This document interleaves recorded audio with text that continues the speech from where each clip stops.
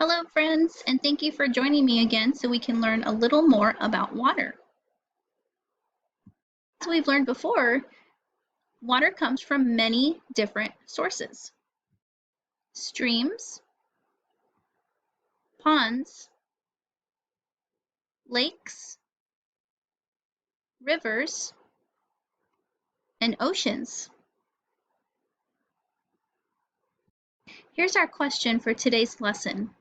How do we use water? People use water for many things. Take a look at some of these photographs. What do you notice? Do you recognize any of those pictures in how we use water every day? People use water for play. Here's some more pictures of how people use water for play. You'll notice some photographs of scuba diving, fishing, maybe floating on a river, or going swimming. People also use water to clean. Have you ever helped mom or dad wash the car before? It's fun.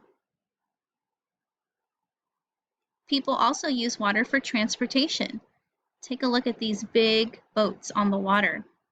You'll also notice some people in a canoe. People also use water to get food, such as fish or crabs. Water is also used for drinking. This one is very important. We must drink water every day to keep our bodies strong and healthy. People also use water to decorate. Take a look at these beautiful fountains and ponds. Some people find water sounds to be very relaxing. People also use water to support life.